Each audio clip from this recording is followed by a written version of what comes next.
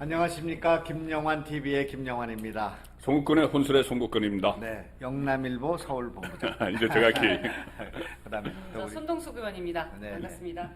손동숙 의원은 어디 의원인가, 국회의원인가, 죄송합니다. 시의원인가, 도의원인가 그 소속을 네. 분명히 하십시오. 고양시 의원입니다. 고양시 시의원 네. 네, 손동숙 의원님. 오늘 우리가 긴급하게 이 지금 그 초대석 네. 그 혼술과 김영환 TV가 이제 이원 방송으로 네. 이렇게 하게 된 것은 오늘 새벽에 터진 난보 소위 후보 단일화가 이제 완성됐기 때문에 이것이 도대체 어떻게 해서 만들어졌고 어떤 의미가 있고 대선 정부에 어떤 영향을 줄 것인가 이런 문제와 관련해서 우리가 좀 긴급 좌담을 하고 또 시청자들한테 좀 당부도 하고 그런 방송을 할 필요가 있다 생각해서 조제했습니다만은 제가 아침에 8시 국회 저희 정론관 소통관이라고 붙였죠. 예, 소통관이죠. 소통관에서 하는 기자회견을 가서 보고 왔습니다. 예. 윤석열 후보가 차에서 내리는 거 영접하고 또 안철수 후보 오랜만에 보고 그다음에 이제 두 분 가서 이제 기자회견을 옆에서 배석해서 듣고 백브리핑 하는 거 듣고 그러고 이제 여기 왔거든요. 우선은 우리 송국권 본부장님은 언제 이 단일화됐다는 소식을 들으셨는지? 자고 일어나서 알았죠. 근데 일어나서 이제 자로 일어나는 게 보통 몇 시인데? 보통 6시에. 6시. 예. 근데 어제 저기 TV 토론, 어제 TV 토론을 그 10시까지 했죠. 10시까지 하고 또 제가 해설 방송을 해서 한 12시 넘어서 이제 집에 갔으니까. 근데 그때까지 몰랐어요.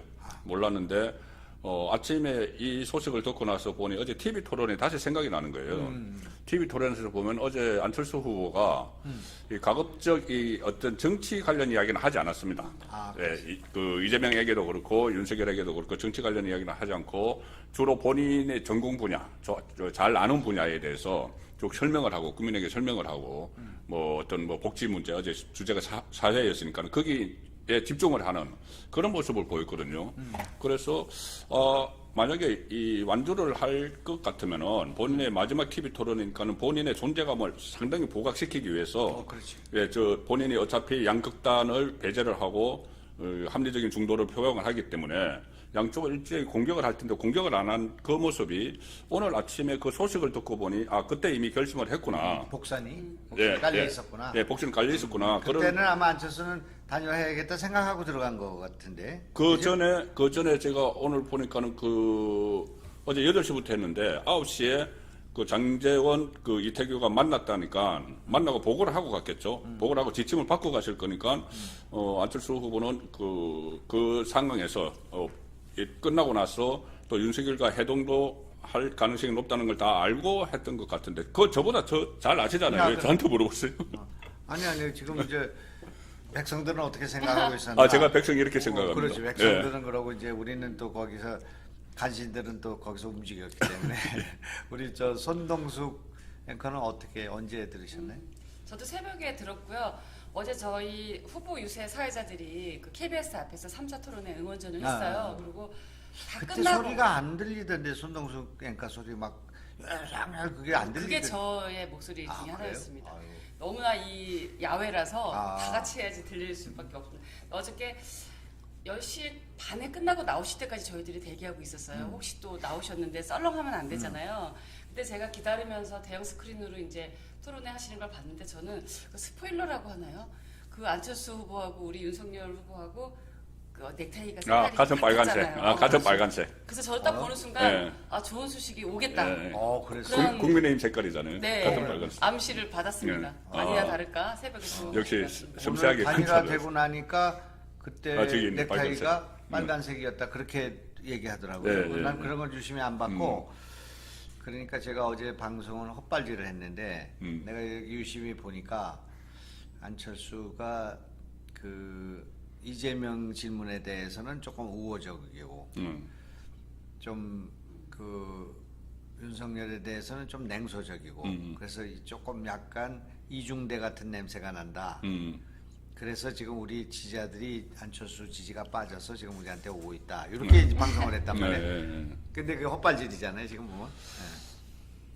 모르죠. 그 지금 정확한 상황은 그러니까 그때 그 나중에 이 오늘 합의문 보면은 상당히 좀 이 정도면 굉장히 구체적인 겁니다. 그렇죠. 그 대통령직 인수위부터 같이 참여를 하고 그다음에 공동정부 이야기를 다 했잖아요. 상당히 구체적이니까는 이 정도 이렇게 구체적인 안이 나온 것을 저 토론 끝나고 나서 알았는지 그 전에 어느 정도 이 정도 꼴은 갈 거라고 생각을 했는지 그거는 모르죠. 거기에 따라서 만약에 이게 불확실했다면은 지금 장관님께서 이렇게 해석하신 대로 그렇게 이렇게 포인트에 거기가 맞춰져 있을 수가 있는 거죠. 네, 그렇습니다. 우선 저기 오늘 그 합의문 있잖아요. 네네. 합의문 내용의 중요한 내용을 조금 한번 설명을 해보죠. 오늘 국회에서의 정론관에서 읽은 건데, 네. 그러니까 이제 중요한 부분만 제가 한번 읽어보겠습니다. 다시 한번 이 합의문은 쓰기는 안철수가 쓴 거예요. 네, 네. 안철수에서 그 둘이 이제 두 사람이 초안을 만나서 만들었겠죠. 만드는데 장대원하고 이 초안을 그거를 이제 만들었고. 그 안철수가 그걸 다 카피를 네, 하고 그래서 본인이 다 읽었잖아요. 그래서 이제 그 저기한테 윤석열 후보가 오케이 한 거죠. 윤석열한테 보내니 윤석열이 뭐 다 고칠 거 없다 네, 그래가지고 네. 그렇게 나갔다고 합니다. 그러니까 그 내용을 좀 설명해 보시죠. 또박도 좀 천천히 해보시죠. 저희 두 사람은 원팀입니다. 함께 만들고자 하는 정부는 미래지향적이며 개혁적인 국민통합 정부입니다.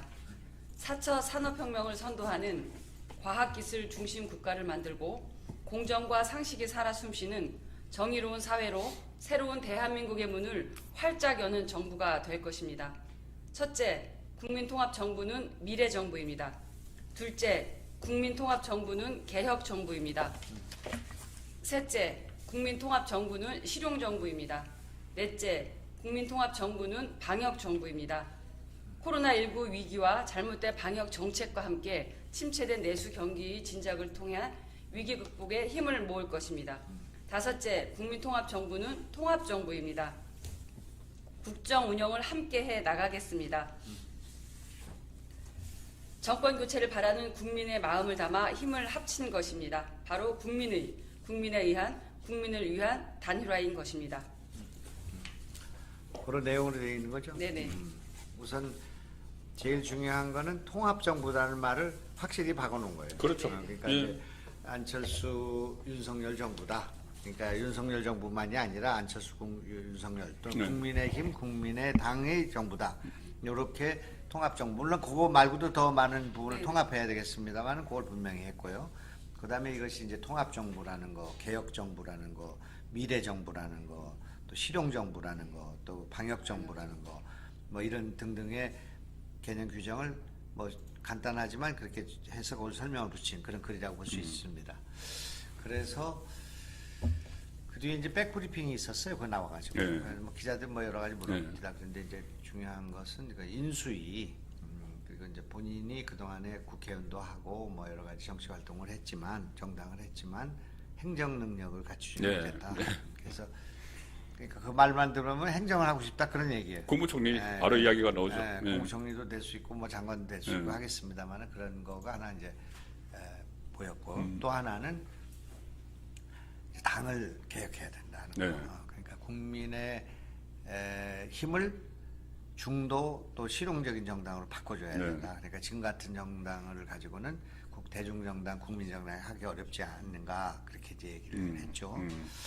나는 그 당을 좀 개혁해야 된다는 그에 대해서 상당히 공감이 가더라고요. 네. 좀 이제 보수 중심의 정당이었다면 좀 중도를 확장하는 그리고 뭔가 좀 이 정당이 과거에 그 이명박 박근혜 정당에서 뭔가 좀 미래 정당으로 새로운 실용 정당으로 좀 국민 정당으로 이렇게 확산돼야만이 국민의 희망을 줄 수 있다 그런 것인데 상당히 이 단일화가 뭐 효과가 어떨지 선거에 영향을 줄지를 떠나서 지금 오늘 한 내용들이 국민들한테 좀 안정감 주지 않겠나.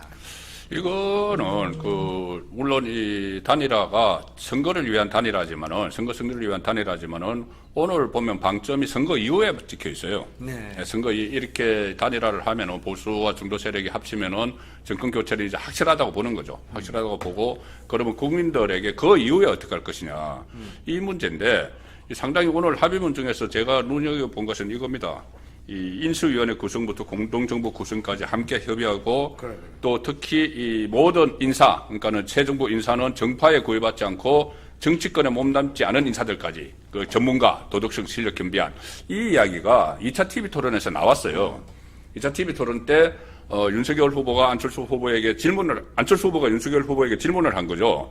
지금 만약에 대선에서 승리하더라도 이 극심한 여소야대가 되는데 그것을 어떻게 풀어나갈 것이냐 이 질문을 했을 때 윤석열 후보가 이 헌법 가치 이야기를 그냥 했습니다. 그리고 이 새 정부가 국민의 뜻에 따라서 탄생한 정부인데 그걸 아무리 그때 야당이 되는 민주당이 다수 의석을 가지고 있다고 발목을 닫게 잡을 수는 없지 않느냐 이렇게 원론적인 이야기를 했을 때 안철수 후보가 뭐라고 그러냐면은 그거는 국회 경험이 없어서 그런데 현실은 그렇지 않다 하면서 했던 이야기가 딱 이 이야기예요. 훈수를 하듯이 했던 이야기가.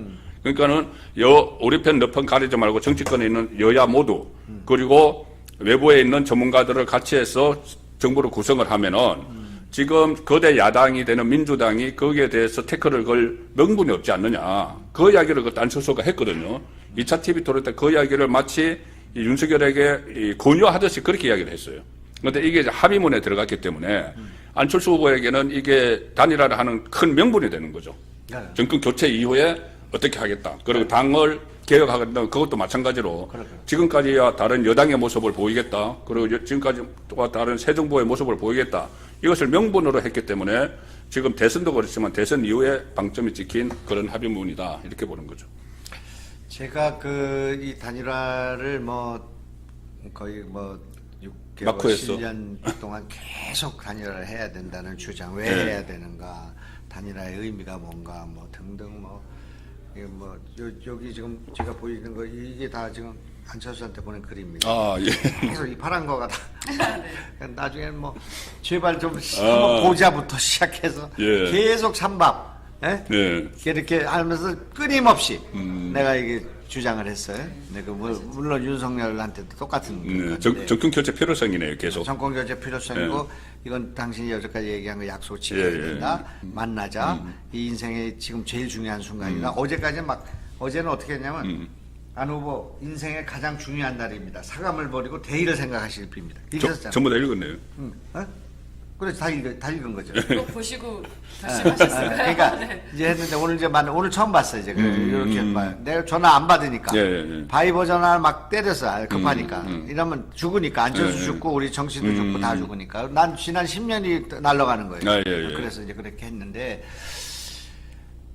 제일 중요하게 지금 우리 모든 그 채널들이 오늘 패널들이 토론하겠지만. 제일 중요한 건 뭐냐면 안철수는 오늘 철수한 것이 아니다 그러니까. 철수 아닙니다. 네. 철수가 아니라 전에하고 달라요. 진군이에요. 진군. 그럼요. 네? 지금 키예프 지금 이름이 바뀌었던데 키예프 사수 작전에 총을 들고 나간 거지.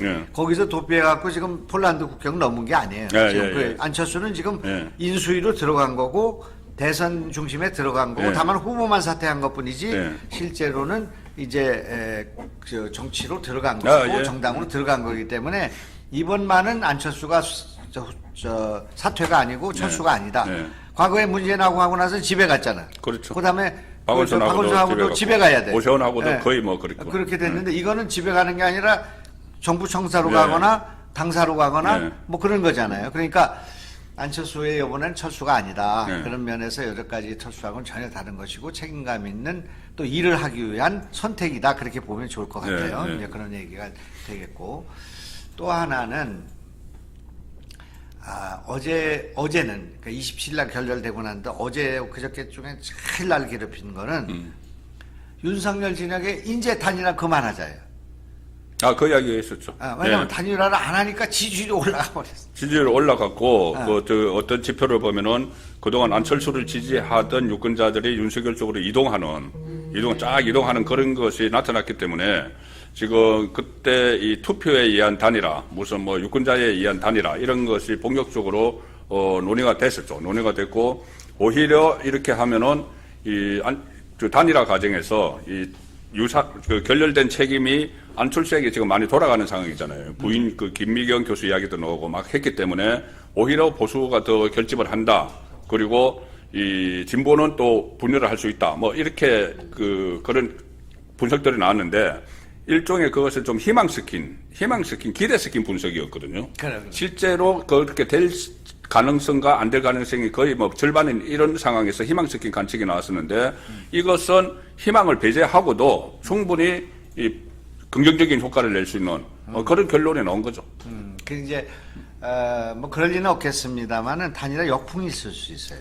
조금 있겠죠. 있어요. 조금 그걸 있겠죠. 지금 민주당은 그거를 기대하고 막 이제 부풀릴 가능성이 네, 있죠. 야합이라고 하는데 본인들이 뭐 추진할 때는 그냥 추진하고 지금 이렇게 되니까 야합이라고 지금 이야기를 하고 있죠. 안철수 후보가 그동안 했던 그 격앙된 발언들을 이제 다 수면 위로 끌어올리고 있어요. 뭐 그 최근에 하셨던 말씀이 있었잖아요. 그러니까 그거로 인해서 민주당이 더 결집할 것이다. 아침에 우상호 의원이 격앙된 발언을 좀 했는데 어쨌든 안철수 후보가 그 선언문 중에 늦어서 죄송합니다라는 말 안에 많은 게 저는 함축이 되었다고 예. 생각을 해요. 국민들이 얼마나 단일화를 열망했는지 알기 때문에 저희는 그 선언문 내용을 믿고 가야 된다고 생각합니다. 어제부터 오늘 우리 이제 김영환 TV에 이제 단일화 됐다고 하니까 네. 축하한다. 뭐 네. 저의 뭐 그 노력을 뭐 치하한다 그런 분도 있지만 네. 계속 안철수 욕하는 분들이 많아요. 그래서 그거를 그렇죠. 제발 네. 그러지 말고 이제 오늘부터는 안철수 이 결단하고 어려운 처지에서 왔으니 네. 따뜻하게 맞아들이고 앞으로 미래로 가자 이렇게 이제 얘기를 했고요.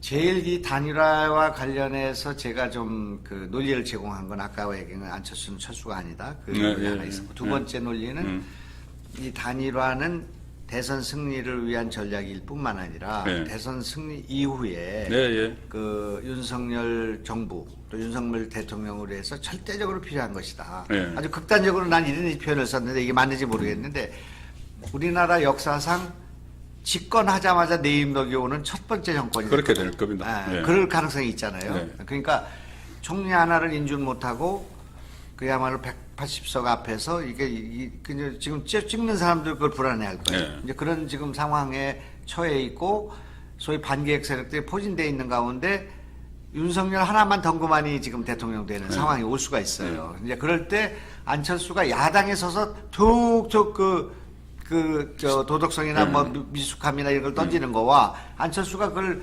도덕성이나 이런 걸 또 커버해 주면서 같이 나가는 거하고는 전혀 다른 상황이 올 다르죠. 수가 있다는 말이지. 그게 의석 세석이 아니에요. 지지율 10%가 아닙니다. 그래서 나는 이것이 자칫하면은 고립무원의 윤석열이 말하자면 등을 기댈 수 있는 그런 언덕 하나를 갖는 거기 때문에 절대적으로 저기 안철수하고 같이 가야 된다. 그렇게 이제 제가 주장을 했습니다. 그렇죠. 이게 지금 언론 안철수에 대해서 비판하는 그 유권자들도 많아요. 윤석열 후보 지지층 중에서. 그런데 이제 생각을 저도 그렇게 생각을 하려고 노력을 하는데 이게 안철수와 같이 가는 게 아니고 제3지대와 같이 가는 거다. 그래.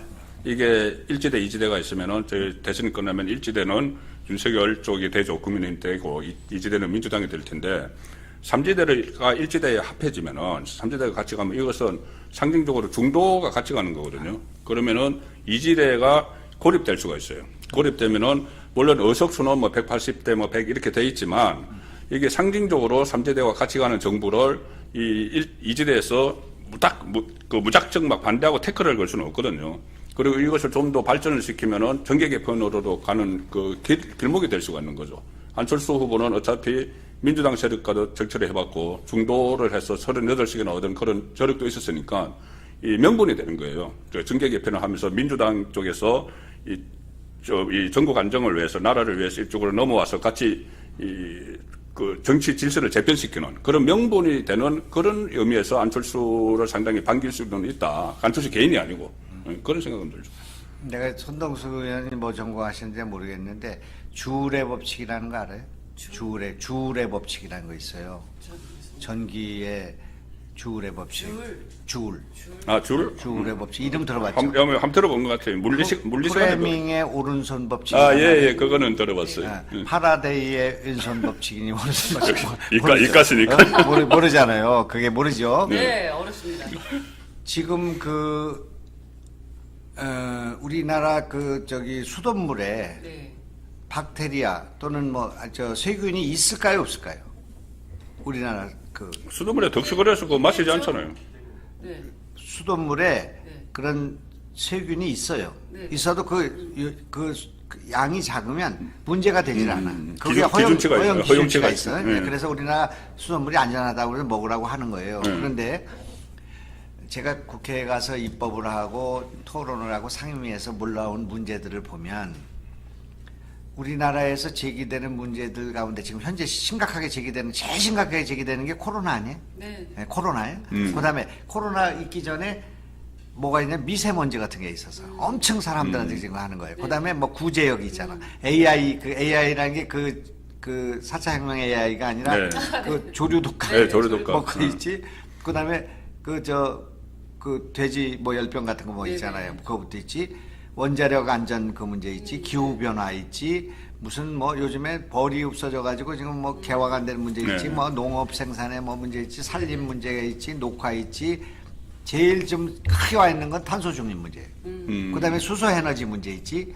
전기 에너지, 그다음에 원자력 뭐 등등 있잖아요. 예. 지금 이 나라에서 발생하는 중요한 뭐 사회 안전 뭐 사고 문제 있고 뭐 블랙홀이 있고 뭐 등등 이 문제의 80 내지 90%는 이과적인 문제예요. 그렇죠. 예. 이과적인 문제예요. 예. 건강에 관한 거. 안철수 후보의 그 보안의 그 메시지 주시려고 하시는 지금 문과와 이과의 결합을 말씀하셨습니다. 거기 네네. 안철수 다음에 내가 있으니까 또. 그래서 이제 내가 그 국민들한테 왜 안철수와 윤석열이 콤비네이션을 가져야 되냐 네. 이렇게 우리나라 국가 경영에서 필요하다고 생각하냐면 문과 이과 통합이에요 이게. 하나 공정과 상식이라는 문과의 가치, 민주주의, 시장경제 얼마나 중요해 법치 중요한 거고 한쪽에는 이 식품 안전성 문제부터 시작해서 구제역부터 기후변화부터 시작해서 에너지부터 시작해서 기술 4차 혁명 이것도 한쪽 큰 축이 있단 말이에요. 윤석열한테 공정과 정치는 좋은데 뭐 적폐청산할 것 같은 이미지 있단 말이에요. 근데 이것이 미래로 간다? 이게 신기술로 간다? 또 지금 발생하고 있는 코로나로 간다? 할 때는 뭔가 좀 허전한 구석이 있단 말이에요. 물론 전문가 써서 하시겠지만 그래서 그 옆에 안철수가 있으면 상당히 든든한 거예요. 그게. 그렇죠. 이제 그래서 문과 이과 통합이라는 게 난 중요하다 그렇게 생각을 한 거고 그래서 이제 두 분이 잘하면 좋겠다 했는데 명리학에 아주 밝은 사람이 있어요. 네. 명리학에 밝은 사람. 네, 뭐 여러 분 계시죠. 그런데 이제 그분 중에 한 분이 한 게 하나는 음기가 강하고 하나는 양기가 강한 사람이래. 윤석열 안철수. 그래서 그게 조합이 서로 안 맞을 수도 있지만 서로 보완될 수 있는 거예요, 그게. 어느 쪽의 양기를 알겠네. 예, 그거 말씀 안 해도 알겠네. 근데 나는 내가 그래서 생각해봤어. 나는 그 음기인가 양기인가. 그러니까 나는 오른쪽은 양기고 왼쪽은 음기 같아. 그 음기가 약할 때 뭐 시도 쓰고 뭐 눈물이 잘 흘리고 그러고 또 이때는 막 어떻게 막 탈당도 하고 막 가서 부딪히고 그러는 게 나는 거기 양쪽이 다 있는 것 같은 생각이 드는데 그 두 분이 그런 기질이 좋은 기질들이 있어요. 좋은 기질 그걸 서로 이제 보완하면 좋을 것 같은 생각이 들어. 하나는 또 영남이야. 하나는 이거 충청이에요. 그죠? 그리고 이거 한쪽은 공무원으로 막 했고 좀 시장에서 좀 잘한 분이에요. 그러니까 이게 서로 조환될 수 있는 부분이 있단 말이야. 그래서 저는 그게 굉장히 국민들한테 우리 대한민국의 하나의 홍복이다. 그리고 내가 그동안에 어떻게 하다 보니까 안철수하고도 오래 했고 오래 했지만 나하고 악연은 없어. 내가 요즘에 뭐 정권 교체 안 하는 것 때문에 두들기긴 했지만 뭐 그 애정을 갖고 한 거지 뭐 그건 아니고. 최근에 티키타카도 여러 번 하셨잖아요. 네. 티키타카는 이제 4차 혁명 그런 거니까. 그래서 나는 오늘 이게 선거의 승리에도 뭐 기여하겠지만 그거보다 더 중요한 것은 앞으로 미래를 위해서 중요하다. 그러니까 지금 그러니까 오늘 전격적으로 단일화된 것은 일단은 선거, 그 다음에 선거 이후인데 일단 선거는 보면은 조금 안타까운 건 오늘부터 실시되는 여론조사는 공표가 안 돼요. 공표가 안 돼서 이 효과가 어느 정도일까. 근데 여론조사는 실시는 하거든요. 실제 공표를 못할 뿐이지 실시를 하면 이제 저희들이 또 입수를 해요. 그러면 저희들이 아니까 이 분석을 할 수 있는데 제가 수치는 말씀 못 드리지만은 나중에 말씀을 좀 어느 정도 효과가 있다고 말씀을 드릴 수가 있는데 이게 그냥 그 단일화라는 것이 1+1이 아니거든요. 1+1이 2가 아니거든요. 그때 그 2002년에 그 단일화 노무현 때를 보면은 노무현이 단일화하고 나서 20%포인트가 올라갔어요. 네, 한 20%대에서 정몽준과 단일화 했는데 그 다음날 실시했을 때 40%대로 바로 올라갔거든요. 그리고 쭉 치고 올라가서 당선이 됐어요. 지금은 그때는 두 사람의 지지율이 비슷했기 때문에 그렇지만 지금은 그까지는 안 올라가더라도 이 시너지 효과가 또 극적으로 했기 때문에 시너지 효과가 있어서 예, 상당히 이 전체가 완전히 한쪽으로 완전히 기울어지는 그런 것을 또 느끼니 이 민주당에서 오늘 갑자기 막 긴급 회의를 하고 저것은 야합이라고 하고 막 이렇게 그렇습니까? 깎아내리지. 아니 계속 이재명 후보도 러브콜 했었잖아요. 그러니까요. 그럼 본인들이 했으면 야합이 아니에요. 그러니까 내로남불이죠. 좀 아쉬운 거는 단일화가 이루어지고 나서 공표 금지가 됐으면은 조금 더 우리가 더 높은 그 정권 교체에 대해서 안심을 할 수는 있었을 것 같은데 그래도 뭐 아주 따뜻합니다. 이 정도 상황이면은 일단 또 지금은 양 진영이 결집을 하는 상황이라서 일단 웬만한 변수 가지고는 저 여론조사 계속 이제 분석을 해오셨으니까 웬만한 변수 가지고는 이게 흔들리지 않을 거예요. 근데 이제 문제는 대선이 끝나고 나서 윤석열 정부가 됐을 때 조금 전에 말씀드린 이제 그런 제3제대가 오는 것도 있는데 안철수에게도 뭔가 역할을 줘야 되거든요. 그래서 이게 지금 당이냐 아니면 정부냐 이것을 놓고는 지금 뭐 미리 이야기할 필요는 없지만 어쨌든 안철수라는 카드를 다방면으로 쓸 수 있는 지방선거에 투입할 수도 있고 그런 카드는 생긴 거죠. 국정을 맡아서 하시는 걸 보면 옛날 김대중 정부나 그 뒤에 이걸 보면 이제 개각이 있으면 처음에는 집권하고 나서 개각이 있으면 자기가 이제 뭘 선택하고 사람 쓸 수 있잖아요. 그래서 뭐 화색이 돌아요. 개각할 때 막 이게 막 조각 단계에서 쫙 사람 놓고 임기가 좀 이게 지나고 나면 개각이 오면 머리가 아파요. 쓸 사람이 마땅치 않고 써가지고 박살나는 경우가 많고 그렇겠네. 청문회 통과 안 돼. 그러니까 누가 좀 개각 좀 해줬으면 좋겠다고 생각하는 수가 있어요. 대신 당 대표를 맡아서 공천하잖아요. 공천할 때 막 공천심사위원장이 되고 그러면 막 사람들이 막 갖고 와서 뭐 막 하니까 좋아 기분에 처음에. 조금 지나면 이게 막 피곤해가지고 공천이 묻고 나발이고 빨리 도망가고 싶은 생각. 왜냐면 공천 잘하기 어렵거든. 그리고 공천 한 사람 시켜놓으면 나중에 안 난 사람은 원수되거든. 그래서 이게 정치라는 게 전 쉬운 게 아니죠. 그러니까 그럴 때 이 지금 윤석열이 되게 왜 오바마도 왜 젊은 때 대통령 됐지만 나중에 대통령 그만둘 때는 바싹 막 늙어버리잖아요. 클린턴 늙어버리잖아요. 그만큼 신경을 많이 쓰고 고민이 되니까 쉬지를 못하고. 그러니까 윤석열이 그럴 때 이제 골치 아픈 문제를 이거 위임을 해야 돼. 그 과학기술 거기 저 방역 조치 좀 잘해봐. 이러면 그렇죠. 되는 거야. 그리고 보고 들으면 되는 거야. 그리고 야 홍준표, 당신 좀 이거 뭐 법무부 이거 좀 그 정치 개혁에 관한 건 좀 홍 대표 좀 해줘. 유승민, 당신 뭐 이거 해. 이렇게 위임해야 돼. 당에 골치 아픈 거에서 이준석 너 좀 가서 해라. 이렇게 이제 해가지고 위임을 하면서 전체적인 걸 조율하고 이렇게 하면은 좋은 거죠. 그죠? 그렇게 될 그런 리더십 필요합니다. 지금. 그러니까 정치 분야 TV 토론할 때도 그 이야기가 계속 나왔죠. 뭐 대통령에게 너무 권한이 집중돼서 했는데 윤석열 후보도 그때도 계속 이야기했던 것이 굳이 개헌을 하지 않더라도 현 상황에서도 대통령 권한을 충분히 분산을 시킬 수가 있다는 그런 이야기를 했기 때문에 뭐 책임 총리라는 게 법적으로는 규정은 된 거 없지만은 헌법에 나온 그대로만 시행을 하면 책임 총리잖아요. 그러니까 강력 임명 재청권을 완전히 보장하고 하면은 그런 식으로 이제 권한을 분산을 할 수도 있는 거죠. 총리 같은 걸 해도 잘할 뿐이에요. 왜냐하면은 굉장히 꼼꼼하잖아요. 치밀하잖아요. 그리고 그 생각이 깊은 사람이에요. 그러니까 그 잘할 수 있는 그런 부분이 있어요. 그런데 제가 옆에 생각하면 이제 총리를 초대 총리로 안철수를 지명을 하잖아요. 민주당이 절대 인정 안 해줄 거예요. 개심제금. 자기들한테 알아서. 근데 누가 갖다 세워도 처음에는 괘씸죄 때문에 웬만하면 시비 걸고 보죠. 그렇죠. 그래서 하여튼 뭐 오늘 그 일은 좀 잘 된 일인 것 같고요. 우리 손동수 의원은 지금 전국 다니면서 대선 후보들 그걸 뭐라고 그래야 되나? 사회자지만 사회자가 아니라 뭐라고 해야 되나? 약장수를 한다고 해요. 선동. 우리 윤석열 후보라는 상품을 홍보하죠. 그러니까 올라오기 전에 막 분위기 띄우고 막 이런 그러니까 그 약장수들이 하는 거죠. 처음에 그 약 팔기 전에. 좋은 의미의 약장수예요. 그런데 약장수 하시는데 그 후보 단일화 거강꾼도 계시는데. 약장수를 두 사람을 해야 되겠네. 이제 한 사람이. 저는 굉장히 지금 기대가 되는 게 우리 고양시에 아직 후보님이 안 오셨어요. 이제 막판에 오실 것 같긴 한데 그때 안철수 후보랑 같이 오셨으면 좋겠다는 생각 당연히 오실 거라고 생각하고요.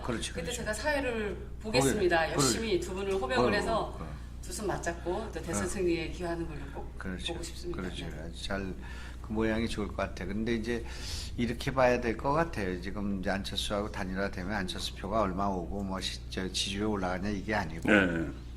국민들이 볼 때 아 윤석열 저거 소통 능력이 있네, 정치력이 있네, 뚝심이에요, 뚝심. 또 이 포용력이 있네. 아, 저 정도야? 저게 윤석열 초짜인지 알았더니 이거 괜찮네 이렇게 되는 거죠.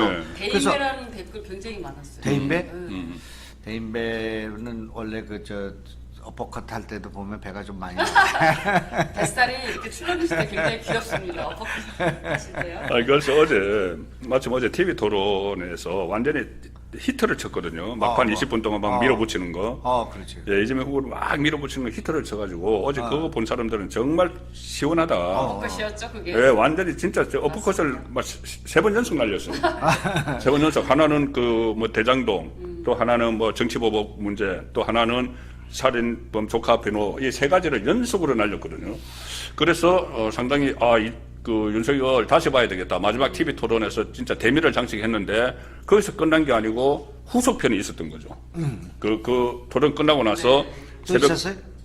끝나고 나서 새벽 2시 반까지, 그래. 2시 반까지 그 강남에 집에 모여서 가이스트 교수 집에 모여가지고 카이스트 교수가 이제 장제원의 매형이에요. 매형이고 안철수 후보와 같이 가이스트 교수를 같이 했었죠. 그래서 거기 집에서 모여서 이 합의를 이끌어내서 8시까지 또 오늘 8시에 발표라는 그 또 후속타가 있었기 때문에 상당히 지금 안정감 있는 그런 모습을 보여주고 있죠. 오늘 제가 아까 장제원 의원한테 물으니까 정말 잘했다 수고했다 하니까 딱 하나 아쉽다고 그러더라고요. 어제 그 자기 매형 집에서 그 만난 그 역사적인 순간 아니에요. 그 사진 한 장 찍어놨어. 사진이 없대. 네? 그게 그 역사적인 순간이죠. 그 교수 입장에서는 가문의 영광 아니야? 그렇죠. 그 사람들 지금 바쁜데 빨리 와서 다시 사진 한번 찍고 가자. 그래서 재연을 할 수도 없고 그랬습니다. 그래서 이제 하여튼 그랬는데 아마 그 순간에 둘이 와인이나 한 잔 가져오시오 그래서 한 잔 먹고 싶었을 텐데 그러면 거기서 와인 먹었다고 소문날까봐 못 먹었을 거예요. 아마. 집에 가서 아마. 그랬을 거예요. 그런데 이제 어떻든 그런 일이 벌어졌는데 그러니까 이제 윤석열로서는 이제 통큰 리더십, 형님 리더십 같은 것들이 보였고 포용력이라고 할까, 추진력이라고 할까, 결단력이라고 이게 보였고요. 안철수는 어제 뭘 얻었냐 하면은 역시 이제 결단의 정치인이구나. 그 순간에 한 거잖아요. 그리고 이분이 나는 참 그런 생각 안 했겠지만 내 생각에는 굉장히 알뜰한 사람이구나 하는 생각이 들어요. 뭐냐면 TV 토론 그 3억 주고 지금 한 거잖아요. 지금 3번 했잖아. 그 한 번 할 때 광고료가 한 2억 3억 되는 거 아니야? 근데 이 사람이 황금 시간대에 그렇겠죠. 이 지금 저 기업 상장해보고 기업해본 사람이라 그 안에 3억 그거 2번 하고서 단일화했으면 한 번 날아가는 거야. 근데 3번 다 완전히 다 완주해야 되는 거잖아. 그러고 나서 반하는 거야. 그러니까 지금 3억이 아깝지가 않죠. 안철수의 그동안 공부하고 준비했던 정책 이런 거 뭐 어제 얘기한 탄소 뭐 어디 발생하냐? 탄소 중립 뭐 어떻게 철강에서는 어떻게 발생하느냐 국민들 어제 막 강의 들었어요. 그래서 내가 어제 그걸 내가 옆에 보고 있자니 나도 좀 아는 사람 아니에요? 아까 얘기한 주울의 법칙을 아는 사람 아닙니까? 야 진짜 놀고 있네 지금 내 생각에. 왜냐면은 아니 지금 제가 이야기할 때야 이렇게 탄소가 뭐 어디서 발생하는지 뭐 어디 무슨 메탄가스에서 탄소 나오는지 뭐 이런 거 모르고 내가 방귀에 불이 붙을까요라는 책도 쓴 사람이야. 그런데 그 메탄가스 에탄 이런 거잖아요. 그런데 야 그걸 그 5군데서 나오는데 저는 당신은 그 전 에너지 생산하는 에너지 믹스 하나밖에 몰라 4가지 모르고 있네 하면서 절레절레 하면서 자기가 또 강의한 거예요. 그리고 강의를 또 하다 보니까 이 국민들이 별로 박수를 안 칠 것 같아요. 그러니까 내가 뭐 강의하러 온 것은 아니고 이렇게 했잖아요. 그래서 이제 내가 보니까 그리고 뭐 프로판가스에 뭐 탄소가 나오냐 안 나오냐 그러니까 뭐 그게 가스로 하면 이제 연탄하는 것보다는 탄소가 적게 나온다 그런 얘기를 있을 수 있는 건데 뭐 그러면 우리 같으면 이제 탄소는 뭐 여러 군데서 나오고 있는데 그래도 전기에서는 이런데 그 말씀하신 거죠. 근데 그 말씀 가운데 뭐 여기도 거기도 가스에도 좀 나옵니다. 뭐 이렇게 하고 넘어가야 되는데 그거 하나하나씩 짚잖아. 콰이스트 교수가 지금 학점 매기듯이 하잖아. 그리고 장학 퀴즈 하듯이 하잖아. 에이, 저 사람이 지금 뭐 완전히 그 윤석열 죽이려고 지금 그 완전히 좁쌀 영업사한테 나왔구나. 그 생각했단 근데 지나놓고 보니까 그거는 아니고. 그랬는데 이제 어제 뒷부분에서 이제 어제 윤석열 어째 사회문화복지 이건 역시 행정을 안 해봐가지고 밀리는구나. 졸리다 그렇게 하고 이제 졸고 있던 차에 그냥 칼을 빼든 거예요. 예. 그래가지고 처음 나온 게 뭐냐면은 그 저기예요. 조카 살인 사건. 네, 예. 조카 살인. 조카 살인 사건은 그거 내가 제일 먼저 아는 사건이에요. 나- 그때 경기도지사 선거할 때. 4년 전에 예. 그 조카가 그 이재명의 누님의 아들이 네. 사귀는 여자가 있었는데 집안에서 반대를 하니 네. 이 사람이 칼을 갖고 가가지고 난자를 한 거야. 네. 그 부인 어머니까지 하고 어머니를 죽이고 네. 아버지를 죽이려는데 아버지가 3층에 3층에서 뛰어내렸죠. 뛰어내렸죠. 그때 부상을 당한 거예요. 네. 그런 사건이 벌어졌는데 아무리 정치지만 그 TV 토론이지만 그런 걸 할 수가 없잖아요. 너무 그 불행하고 네. 너무 잔인한 일이어서 그래서 알고는 있었어. 그런데 그걸 누구한테 들었냐면은 그 여배우한테 들었거든 내가. 김보정 씨. 그 내가 이제 들었지만 나는 그런 거는 이제 우리는 또 네. 점잖은 처지에 그건 안 하는 거죠. 그렇게 이제 갖고 있었는데 이게 지금 그 여배우하고 이재명이 관계가 있었냐 없었냐가 계속 논란이 되잖아. 사진이냐 뭐냐 네. 뭐 송도에 가서 뭐를 했냐 뭐 그런 게 있었잖아요. 그래서 이제 내가 여배우한테 그걸 들었으니 그 얘기는 여배우하고 나밖에 모르는 거예요. 이거 내가 분당 경찰서에 가서 진술한 거예요. 그래서 나밖에 모르는데 실제로 여배우하고 이 지금 이재명이 아무 관계가 없었다면 이재명이 조카가 살인 사건을 해가지고 그렇게 교도소가 있는데 거기 면회를 안 갔다는 얘기를 알 수가 없는 거예요. 그렇죠. 그래서 내가 그 얘기를 들었을 때 지리산에 그 여배우가 있을 때 경찰에 가서 조사받으라고 내가 종용하러 간 적이 있어. 그 굿바이 이재명 쓴 장영하고 같이 갔어요. 그때 이제 박인복 그 형수님이 같이 갔거든. 그래서 내가 그 생각이 나가지고 물어봤어 거기 지리산에서.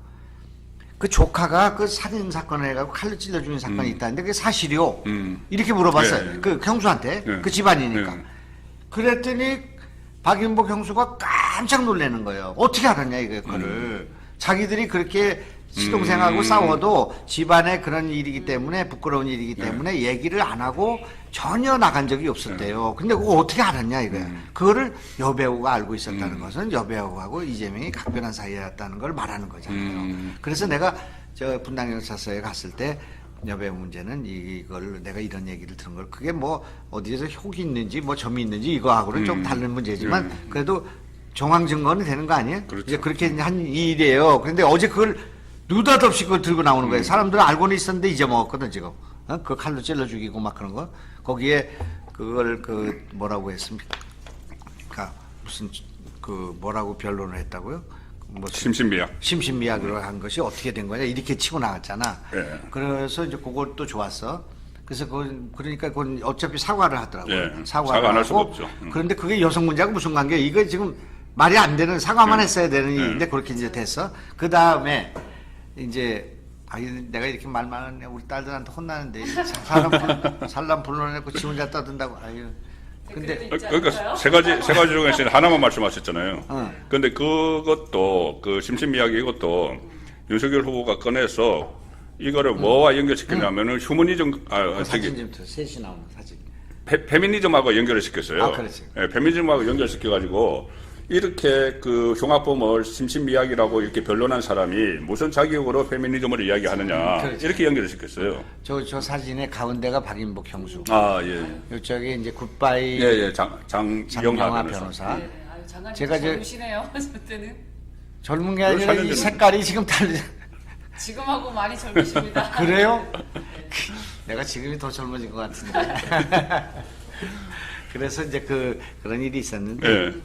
그 심신미약 그 부분을 하나 따졌고 하나는 이제 정영학 회계사 녹취록을 가지고 이게 완전히 이 최근에 나오는 것을 보면은 거의 대장동 몸통은 이재명이 거의 뭐 확실하다 이것을 이제 밀어붙였고 나머지 하나는 정치보복은 몰래 하는 거다 이것을 가지고 또 그 기습적으로 공격을 해서 그 이재명이 꼼짝 못했는데 특히 제일 처음에 심신미약 이 부분에 대해서는 이재명이 사과를 했잖아요.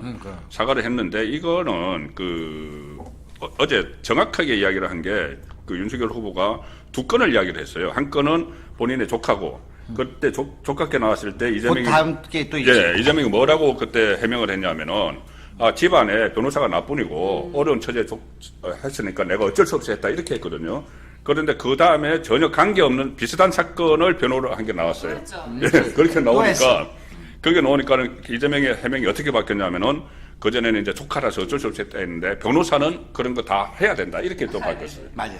예, 근데 어제 또 그렇게 이야기를 했거든요. 똑같이 변호사라서 그렇게 이야기를 했는데 어제 제가 출연한 그 프로에 서종국 변호사가 나왔는데 서종국 변호사한테 물어봤어요. 정말 변호사는 저런 거 뭐 어쩔 수 없이 하는 거냐? 그런 거는 변호사가 자기가 알아서 그 누가 강제로 맡기는 것도 아니고 어쨌든 그런 해명에 대해서 어제 시청자들이 전부 다 납득을 하지 못했죠. 그건 다 뭐 어제는 어쨌든 윤석열 후보의 완성이었어요. KO였습니다.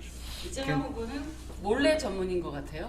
뭐든지 몰래 네. 드러날 뿐입니다. 나중에 몰래 정치 보복도 몰래 연애도 하시고 원래가 아니라 몰래 별로도 뭐라고 하고. 하더라? 뭐 무상도 좋아하잖아. 아, 홍준표 의원이 이야기한 거죠. 무상연애. 그런데 이제 그 TV 토론을 볼 때마다 저는 답답해요. 왜냐면 이재명을 저렇게 잡으면 안 되는데 저런 사람을 저렇게 다루면 안 되는데 그런 생각이 내가 가졌었어요. 아, 예. 토론할 때마다 그 토론 잘하는 사람이 아니에요. 이재명이라는 분은 이렇게 좀 공격을 하면은 뭐 분노 조절 장애가 있어요. 그래서 막 벌벌벌벌 막 예. 어제 맞습니다. 이제 막 내가 흥분해가지고 나 총과도 없고 깨끗하게 살았습니다. 막 이렇게 하니까 이재명이 갑자기 뭐라고 그러냐면 당신 교도소 갔다 온 것도 전과 아니요 이렇게 나온 게 그 분노 조절 장애에서 나온 거야. 근데 나는 그때 긴급조치도 다녀온 거고 자기는 음주운전에 검사 사칭인데 말이 안 되는 얘기를 그런 이성을 잃는 때가 있어요. 이제 그런데 어제 내가 가르쳐 주려고 했던 거를 스스로 파악하셔가지고 TV 토론한 거예요. 그게 뭐냐면 대장동 사건의 그 내용들이 너무나 많잖아요. 예. 하나만 설명해도 시간이 다 가는 거예요. 예. 그럴 때는 핵심적인 거를 가지고 졸곤졸곤 나열을 해요. 어제 4개 했어요. 네, 4개 나열을 했어요. 뭐 이렇게 의형제를 맺었죠. 예. 그러니까 그럴 때 더 좋은 거는 원래 일문일답 할 때는 그 김만배, 정진상, 김용 이렇게 해서 저 의형제 맺으셨죠? 네. 그까지만 하는 거야. 네. 그다음에 뭐 아니고 그게 아니고 그 맺으셨죠? 그다음에 지금 그 정영학 변호사한테 말하기를 그 남욱이 4천억 도둑질, 4천억 도둑질인데 이거 지금 뭐 큰일 났다 이렇게 얘기한 거 들으셨죠? 그러면 들었냐 안 들었냐 그거 들을 것도 없어요. 그 얘기는 그것만 질문의 답이 있기 때문에 그 다음에 여기에 김만배가 뭐 지난번에 그 정민영 거기 보따리에 난 걸 보니까 거기를 동그라미를 치고 지금 1,000억만 있으면 된다. 나는 1,000억 말고는 대장동에 필요 없습니다. 이렇게 얘기하신 적 있죠? 이렇게만 얘기하는 거예요. 국민들은 그 내용을 듣고 있는 거지. 그 다음에 이재명의 그렇죠. 답변을 듣고 있는 게 아니에요. 이거 거짓말이니까. 그래서 쫙 이게 나열을 쫙 한 다음에 그 다음에 논거를 해야 되고 1분 남았을 때. 네. 이것으로 말할 것 같으면 이 몸통이 이게 누구인 것이로서 이거는 징역 50년에 처할 일이다. 그렇게 하고 끝내면은 사람들이 이제 되는 건데. 후한무치라는 말도 했잖아요. 이제 그런데 근데 어제 조금 아슬아슬했던 것은 우리 그 윤석열도 아주 너무 화가 났어. 네. 처음에 좀 당하는 데다 화가 나가지고 계속 이것 봐요 그러든가 이것 봐요 그러든가 이봐요 뭐 이것 보세요. 이것 보세요가 그 막말인지 아닌지 모르겠는데 대통령 후보한테 쓰는 말은 아니지. 이것 보세요 하는 거는 이것 봐라 이 피의자야 그거야 지금. 피해자 신문할 때 많이 당해보셨죠? 어저께 이재명 후보가 계속 그 말이 안 되는 거를 강요를 했잖아요. 대답을 강요를 하다 보니 어쩔 수 없이 나오시지 않았나라는 생각이 듭니다. 화가 많이 나신 그렇죠. 거죠. 네, 그런 것 같아요. 그래서 이제 하여튼 단일화가 됐고 이제 정권 교체론이 이제 55%입니다. 예. 55%인데 그동안의 여론조사는 안철수를 빼고 윤석열이 이재명하고 경쟁하는 거였어요. 네. 근데 이제는 여기도 뭉쳤고 저기도 뭉쳤어. 저기는 김동연하고 그건 뭉친 건가요, 그게? 뭉쳤어요. 그다음에 여기는 0.6% 저기 안철수하고 뭉쳤는데 안철수가 김동연을 만났거든요. 네. 며칠 전에 만났거든요. 네. 아니 윤석열이 윤석열이, 만났는데 네. 그 이제 뭐 1년 임기를 단축하고 뭐 이러니까 네. 턱도 없이 얘기도 안 하고 네. 그냥 잘 알았습니다. 잘해봅시다. 이렇게 하고 헤어졌고 여기는 1년 급하니까 대통령 예, 임기를 예. 저 그걸 어떻게 그렇게 합의를 한지 저는. 대통령 임기를 1년 단축한다는 거는 이건 대통령 안 하겠다는 건 마찬가지. 예, 예. 그걸 그렇게 쉽게 얘기할 수도 없고 당원한테 물어봐야 되고 국민한테 국민한테 물어봐야 되고. 물어봐야죠. 그러니까 개헌하고 어쩌고 하니까 그걸 덥숙해서 둘이 이제 악수를 했어. 그런데 가만히 보니까 이게 지금 김동연 나는 이제 고향 후배기도 하고 뭐 국회 있을 때도 같이 네. 예상실장 할 때부터 네. 잘 아는 사이인데 충북 사람이에요. 근데 김동연하고 단일화하고 나면은 그 다음에는 허경영하고 하겠구나. 내 생각에. 왜냐면 허경영은 지금 김동연보다 지지율이 훨씬 높잖아요. 심상정하고 똑같이 나왔다고. 그러니까 그래서 이게 조금 약간 그 단일화지만 희화화된 감이 있어요. 그래서 이제 그거를 무슨 단일화를 해가지고 뭐 신발끈을 동여매고 올라가가지고 선거운동 한다고 그러는데 김동연 저 친구는 참 요번에 나와서 이미지 나빠진 거예요. 예. 왜 나빠졌냐면 저분은 뭐 때문에 이미지가 쓴 거냐면 문재인 대통령이 임명한 부총리인데 문재인 대통령의 경제정책에 대해서 약간 삐딱선이에요. 예, 복지 포퓰리즘에 대해서 계속 반대를 했죠. 반대를 했어요. 예, 그래서 추경 논리를. 그렇게 됐으니까 윤석열은 문재인 대통령이 임명한 검찰총장이지만 예. 살아있는 권력과 싸웠기 때문에 끝까지 싸우기 때문에 윤석열이에요. 근데 예. 이 사람은 나와가지고 그런 그 소신을 좁혀가지고 그 이미지를 만들었는데 네. 그럼 그대로 가야 되는데 네. 그럼 야당으로 가야 되는데 이게 여당으로 돌아갔어. 네. 그러려면 왜 거기서 저 선거 캠프로 들어가지 뭘로 여기 나와가지고 저렇게 네. 고생하냐 말이야. 그러니까 그런 그 정치를 너무 쉽게 생각하는 거예요. 에? 똑똑하고 잘난 사람 미담 몇 개 가지고 정치가 될 것처럼 생각하지만 정말 외로운 그 편나루 위에서 자기를 지킬 때 정치가 생기고 그 외로움 속에서 지지가 생기는 건데 그런 걸 해본 적이 없어 공무원들은. 에? 그래서 뭐 하는 척 하다가 그냥 들어가 버린 거 같은 거거든. 예. 그리고 자기가 그렇게 1%도 안 나오리라고 생각을 못 했을 거예요. 이번에 그 양쪽에 이제 지지율이 되다 보니까 이제 그렇게 됐고요. 이 기회를 털어서 이제 우리가 부탁드리고 싶은 거 안철수에 대한 냉소 또 뭐 부정 비판 상당히 근거 있는 것들이 많았어요. 이번에. 예. 그런 것들을 좀 우리 지지자들이 좀 이렇게 씻어야 된다. 그리고 또 안철수가 이렇게 되는 과정에서 사실 또 이준석에 더 많은 그 목리가 있었잖아요. 예. 오늘 이제 그 질문이 나왔었어요. 예, 나왔죠. 나오니까 자기는 뭐 자기에 대해서 뭐 별로 그렇게 그러니까 약간 무시하는 듯한 얘기를 했어요, 이준석은. 네. 그런 얘기는 난 본든 적도 없다 이렇게 했는데 좋게 얘기하면 그냥 넘어간다는 얘기, 나쁘게 얘기하면 그런 놈들을 별로 상대가 아니라네. 그런 식으로 됐는데 그것도 또 괜히 이준석도 발탁하지 않을까 또 걱정은 됐는데. 아니, 페북에 또 쓰셨어요. 이준석 당대표께서 뭐라고? 단일화 이거 뭐 환영한다 이런 식으로. 이제는 뭐 어쩔 수 없죠. 여튼 당대표로서. 근데 이게 어제 이 문제 관련해서 그 윤석열 후보가 직접 했는지 또는 아니면 본부장 그 누구죠? 원희룡? 아니에요, 원희룡 말고 권영세. 원영세를 통해서 했을 것 같긴 한데 이준석 대표한테 양해를 구한 것 같아요. 그렇겠죠. 예, 당 대표니까. 그걸 또 다 설명하고 그래야 또 서로 마음이 녹이는 거 아니겠어요? 그게 정치잖아요. 그게. 네. 그래서 그 사전 작업을 했던 것 같고요. 그래서 이제 그 안철수도 이제 이 당에서 같이 해야 되기 때문에 윤석열, 이준석에 대해서 좀 이렇게 포용하고 또 이준석도 이제 당의 같은 지도자로서 존중하고 그 우리가 지금 국민들 앞에서 통합의 정치를 한다고 하면서 지들끼리 싸워. 근데 지금 이준석이 안철수에 대한 거나 안철수가 이준석이거는 국민들의 입장에서는 잘 납득이 안 돼. 왜 싸우는지. 뭔지를 몰라. 뭐 그냥 사감 뭐 이렇게만 생각을 하는데 뭐 같은 선거구에서 뭐 경쟁을 했고 뭐 사감 이야기를 하는데 그거보다 더 큰 게 결국 정치인들이니까 이 나중에 선거 끝나고 나서의 본인들의 위상 이것도 생각을 하겠죠. 그래서 저희들이 지금 아주 긍정적인 측면만 말씀을 드리는데 또 대선이 끝나면은 또 여러 가지 문제도 발생할 수 있어요. 지금 이 이준석에게 미리 이야기하지 않을 수 없는 거는 합당 이야기까지 어제 나왔거든요. 합당을 하면은 당 대표로서 분명히 알아야 되는 거죠. 그런데 지금 이제 여당이 되면은 합당을 하면은 이대로 이준석이 당 대표를 할 건지 그러면 새로운 지도부를 뽑아야 되는지 그 문제부터 부딪힐 수가 있어요. 이제 제가 생각할 때는 어떻든 6월 1일 선거까지는 이제 공동대표 정도로 해서 예. 합당 선언하고 같이 가야 될 것 그렇죠. 같고 공천도 그렇게 같이 진행하고 해야 될 것 같고 그런 이제 어떻든 전당대회 하셔야 되지 않겠습니까? 예. 이제 그렇게 되면은 당대표를 두고 뭐 지구위원 두고 경쟁하는 그런 구도가 될 것이고요.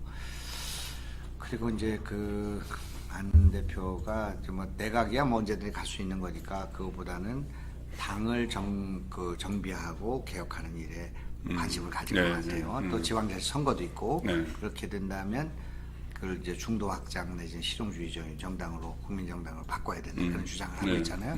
그럴 때는 그 지금 이준석하고도 상당히 토론도 이루어지고 갈등도 생길 수 있고 네. 그런 거가 있는데 그게 다 창조적인 거라고 생각합니다. 네. 그런 얘기고요.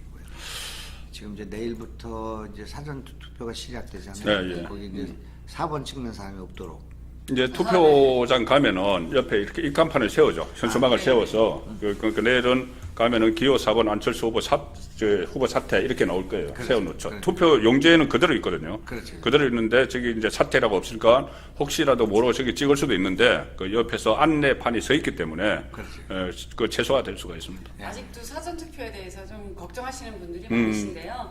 지금 코로나가 뭐 20만 원을 육박하고 있지 않습니까? 그러니까 사전 투표 적극 참여해서 투표를 많이 해주시는 게 윤석열 후보를 도와주시는 길이라고 생각합니다. 네. 저 마치시려고 하는 거예요? 이거 홍보 왜 안 하세요? 제가 책 홍보하라고 우리를 갑자기 마치기 때문에 홍보를 그러니까 제가 책 홍보하라고 제가 이거 저기 우리 그 김영환 장관님이 쓰신 건데 비겁하거나 뻔뻔하거나 네. 제가 홍보를 됐습니다. 이거 홍보하면 영남일보에 나가는구나 이거. 그렇죠. 그러니까 그 효과가 있네. 책 내용을 간단하게 설명해 주시죠. 예. 이 바쁜데 책은 또 언제 썼었어요? 이 책은 뭐 책 쓰는 걸로 말하면 내가 대통령 후보죠 뭐. 몇 건 썼었죠? 이거? 한 30권 썼는데 그중에 한 13권은 시집, 예. 평론집, 뭐 시화집 뭐 등등 걸 썼는데 제가 어제 그 연설 홍철기에 그게 네. 가면 이제 있는데 김용환의 폭탄 선언이라고 했는데 실제로 이제 출판 기념회에서 한 제 스피치예요. 네, 예, 예. 그걸 조금만 내가 인용을 하면 어제 이어령 선생님이 죽었단 말이야. 네. 근데 그 이어령 선생님의 책 가운데 메멘토 모리라는 제목이 있어. 메멘토 모리. 그래서 메멘토 모리가 무슨 뜻인가를 찾아봤어. 그 네. 이탈리아어인지 뭐 로마어인지 옛날 그 라틴어인 네. 같은데 메멘토 모리는 내용이 뭐냐면은 죽음을 기억하라. 누구든지 너희들이 이제 나중에 죽을 때를 기억하라. 네, 예, 예. 그래서 이제 죽음을 만난 거잖아요. 그 지금 이어령 같은 네. 89세의 그 노정민이자 학자가 만난 거. 메멘토 모리의 제목이. 그래서 내가 이제 그걸 하다 보니까 이제 생각이 난 게 육탈이라는 말이 있어요. 육탈. 우리, 신체 우리 사람 죽고 벗어난다는. 나면은 이 살을 이제 다 썼고 네. 뼈만 남는 거잖아요. 그런 이제 그 육탈의 과정을 거치게 돼요. 죽으면 먼저 살이 먼저 네, 예, 죽고 나면 뼈가 삭잖아요. 근데 이 사람이 갖고 있는 가치 가운데 뼈에 묻어야 될 게 있고 살에 묻어야 될 게 있어. 그러니까 정주영이나 이병철은 돈이 아무리 많아도 그거는 살에 묻은 거는 하등에 그 가져가지를 못해. 다 죽어. 그러니까 이번에 어제 왜 그 넥슨에 그 돌아가셨잖아요. 네, 김정주. 그러면 그 돈 어마어마한 돈이 있잖아요. 수십조가 수조가 있는데 하나도 못 가져가. 1원도. 그러니까 그건 뼈에 묻는 거예요. 그런데 살에 묻는 것들이 있단 말이야. 그래서 내가 이제 그 나태석 신부입니까? 뭐죠? 무슨 신부죠? 그 왜 아프리카에서 그 신부님 계시잖아. 그 신부님은 40년밖에 못 살았어. 이태석 신부. 이태석 신부님. 그리고 거기에 그 별것도 아니야. 거기 있는 사람들에다가 뭐 밴드부 만들어주고. 네. 이제 울주마 그렇지만, 톤즈. 울주마 톤즈. 그런데 그분이 거기 가서 그 아이들한테 봉사하고 그 아름다운 미담 있잖아. 이야기 하나. 예. 이거는 그냥 뼈에 남은 거예요. 그건 인류의 문화유산을 남는 거예요. 그게. 그러니까 나는 문화유산이 뭐가 남을까 보니까 국회의원 4번 하고 이런 건 다 살로 다 날아갔고 장관하고 또 뭐 치과에서 이빨 잘 뽑았다 아무 소용없어. 시 많이 썼다 기억이 하나도 안 남아. 다른 분의 뼈에는 남을 수 있어. 지금 책 홍보를 이렇게 하시네요. 그런데 책 공부하시는 내가 여태까지 생애에서 제일 잘한 거는 책 펴는 건 내가 잘 자란 건 저와 아내의 광주 민주화 운동을 예. 반납한 것이다. 예. 그 얘기를 한 거예요. 내가 그걸 책정전이 아니고. 네. 민주화 운동을 한 것이 잘한 게 아니고 그거를 내가 나와 아내가 그거를 국가에 반납하면서 그 민주화 운동은 전 국민이 한 거기 때문에 나는 받을 만큼 받았으니까 이제 그만 받는다. 그런데 이거를 연금도 있고 그래요. 그게 한 몇만 원씩 나오는 10만 원인가 20만 원에 나오는 것도 있고 뭐 아내도 있고 그러니까 그 사실 돌려주기가 그래 국립묘지에 가고 뭐 그런 거예요. 그러니까 다 돌려줘. 비행기 탈 때 30% 감면이야. 막 그러고 그 가짜도 많잖아요. 고궁 들어갈 때 뭐 그것도 무료고 뭐 그래 뽀다고 나잖아요. 그거 뭐 이렇게 딱 하고 다니면 그런데 난 그거 쓴 적도 없었지만 그거는 이제 그만해야 되겠다 생각했는데 이 서른이하고 그 73년 국회의원들이 특례법 만들어서 2세한테 물려주자는 거잖아요. 그래서 그건 안 되겠다 던졌는데 그러니까 이 유공자를 던지는 사례가 처음 있었기 때문에 그게 절차가 없어. 그래서 권리 포기 각서를 썼어. 그 사람들이 만들었어. 그래가지고 제가 이제 양식을 만든 거네. 이제 그런 일이 있었는데 그거 하고 난 뒤에 왜 그걸 반납했는가와 그러고 나서 결국 이제 제속에 맞네. 그래서 그걸 했다 이제 했으니까 기십니다. 사람들이 뭐 그런데 그 얘기 자체가 중간에 재밌잖아요. 예, 그렇죠. 예. 그런 일이 있었다. 네, 그러니까 의미 있는 책. 어제 그 출판 기념회에서 하셨던 연설을 한번 들어볼 필요가 있습니다. 네, 한번 들어보세요. 안 그러니까 들어- 저는 꼭 들어. 네네. 접어갔습니다. 저는 아까 듣는다고 했기 때문에. 예. 그래서 이제 하여튼 세월이 지나니까 참 저 사진을 봐도 많이 늙었네. 네. 예, 그 늙고 이제 이번에 단일화 또 성사시키느라고 좀 더 좀 그렇게. 내가 요번에 그 안철수가 전화를 안 받으니까 예. 안 받는 건 이해가 되죠. 내가 단일화 하라고 그랬는데 지금 뭐라고 얘기한다고 할 수도 없고 안 한다고 해서 서로 인간관 깨지잖아. 근데 이제 그런 건데 안철수하고 그동안 밥 같이 먹은 사람도 있단 말이야. 지금 몇 년 동안 네. 늘 만나서 밥 먹어. 정기적으로 눈이 오나 비가 오나. 네. 그 중에는 저기도 나경원 의원도 있어. 그런가요? 나경원 의원이 있는데 나경원 의원하고 나하고 나경원 의원하고 안철수 밥 먹자 그러면 밥 먹겠냔 말이지. 그 나가면 언론에 나갈 텐데. 네, 그렇죠. 그런데 가만히 생각해 보니까 안철수가 전화를 안 받을래야 안 받을 수 없는 사람이 세 사람이 있었어요. 네, 그래서 내가 세 사람한테 부탁을 했어요. 네. 내 얘기를 전달해라. 그래서 했는데 세 사람이 덫을 놓고 기다렸는데 두 사람이 전화를 받았어. 예. 전화를 받을 때마다 희망을 가졌어. 이제 잘 되겠구나. 전화를 걸은 걸로 봐서 틀림없이 단일화 한다. 이렇게 생각했어요. 그런데 한 사람은 먼저 받은 사람은 승질 나가지고 전화번호를 지우고 이제 안 만나게 이렇게 상처를 받았어. 예. 두 번째 한 사람은 설득을 했어요. 그래가지고 그 이번에 이 안철수의 그 변심이라고 할까 마음을 고쳐먹는데 그런 분들의 역할이 있었고 또 내가 이번에 보니까 국민의 당의 그 상임 고문들이 있잖아요. 그분들이 말은 안 하지만 다 단일화 원했어요. 그러니까 안철수만 마음을 바꾸면 되는 거예요. 나중에는 부인 하나만 남고 다 바뀐 거예요. 근데 부인은 핑계를 댄 것뿐이지 내가 볼 때는 안철수가 그렇게 부인 말만 듣는 사람이 아니에요. 그게. 내 생각에는. 그래서 다 어제 본인이 결심하기 전에 그 명분을 이렇게 삼아가지고 TV 토론 다 끝내고 할 건 다 하고 그냥 벼랑 끝에서 하신 거예요. 그래서 누구는 안철수의 정치가 이제 무르익었다. 그렇게 벼랑 끝 전술도 할 줄 아는 그런 사람이 됐다 그런 얘기를 하는데 하여튼 우리나라의 중요한 인물이고 또 정치인이기 때문에 우리가 투자한 사람이니까 잘 앞으로 좀 지켜봤으면 좋겠습니다. 예. 오늘 여기까지 하겠습니다. 네. 감사합니다. 네, 감사합니다. 손동숙 의원이 크로징 한번 해봐요. 저는 우리 윤석열 정부가 들어오면 뽑아야 할 대목들이 굉장히 많다고 생각을 합니다. 제가 어제 신문을 보면서 그 나주 벌판 허 벌판에 한전공대 한동이 덜렁 들어쓴 개교식이라는 걸 봤어요. 그러니까 한전공대. 그러니까 한전에 146조나 되는 그 빚더미 위에서 또 절반을 부담해야 한다고 하잖아요. 그러니까 이런 상식적이지 않은 많은 일들을 제대로 정상적으로 굴러가게 만들려면은 굉장히 힘이 드실 거라고 생각을 해요. 그래서 우리 윤석열을 지지했던 분들이나 그렇지 않은 분들이 모두 같이 만들어가야 될 거라고 생각을 해서 여러분들이 많은 힘을 주셨으면 좋겠다고 생각합니다. 우리는 지금 용인으로 네. 유세 여기는 사회부 예. 유세하러 갑니다. 예. 빨리 다시 한번 인사드리고 네. 가시죠. 자 가겠습니다. 네. 감사합니다.